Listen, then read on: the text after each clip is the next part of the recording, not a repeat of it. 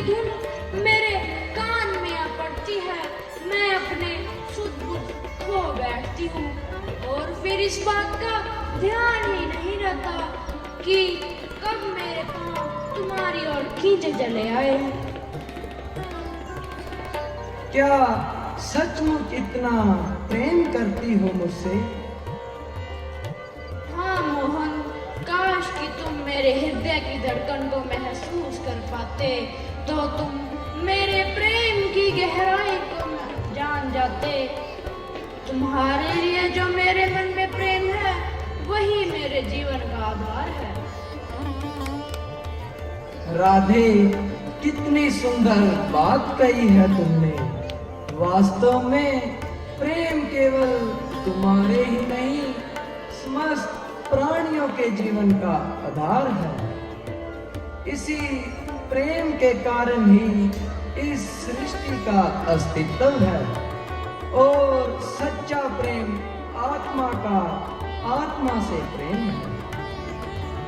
यदि सबके मन में तुम्हारी तरह प्रेम का संचार हो जाए तो इस सृष्टि से अहिंसा दया धर्म स्वयं ही समाप्त हो जाए।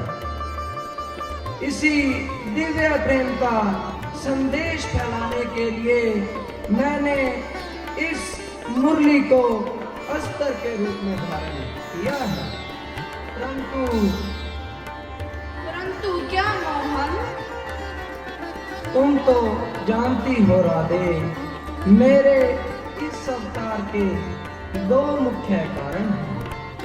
एक प्रेम का संदेश फैलाना और दूसरा दुष्टों का नाश कर धर्म की स्थापना करना है। और अब वह समय आ गया है जब मैं मुरली को छोड़कर अपने हाथ में सुदर्शन चक्र धारण कर लूंगा। क्या कहा? मुरली छोड़ दोगे? यदि मुरली छोड़ दोगे तो मैं जीवित कैसे रह पाऊंगी? ये पेड़ पौधे, ये फूल कलियां सब मुरझा जाएंगे। यमुना जी में लहरें कैसे उठेंगी? नहीं नहीं मोहन, तुम मुरली नहीं छोड़ सकते। राधे, तुम तो मेरी शक्ति हो। तुम सब कुछ जानते हुए भी मुझे मेरे कर्तव्य से क्यों रोक रही हो? ठीक है, मैं तुम्हें नहीं रोकूंगी, बल्कि इस कर्तव्य पथ पर परछाई की तरह तुम्हारे साथ रहूंगी। नहीं राधे, तुम मेरे साथ नहीं आओगी।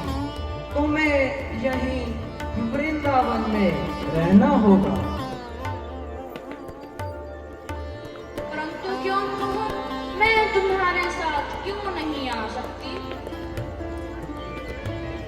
क्योंकि तुम मेरी शक्ति स्वरूप हो राधे।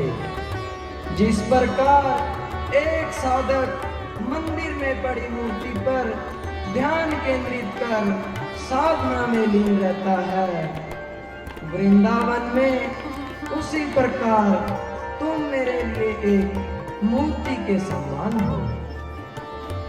मैं तुम्हें स्मरण करके तुम्हारे प्रेम से शक्ति पाता रहूंगा ताकि दुष्टों का सर्वनाश कर सकूं।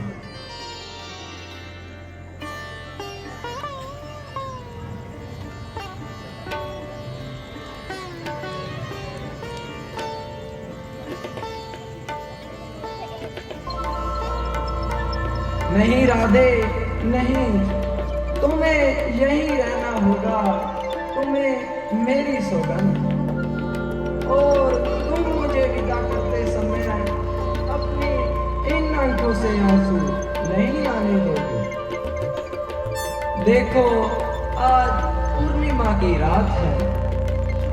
चंद्रमा अपनी संपूर्ण कलाओं के साथ आकाश में खिला हुआ है।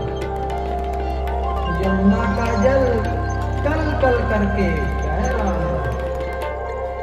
ब्रिज भूमि की इस पावन धरती पर मैं आज अपनी अंतिम रासलीला करूंगा, जिसे युगों युगांतर तक प्रेम रासलीला के नाम से जाना जाएगा।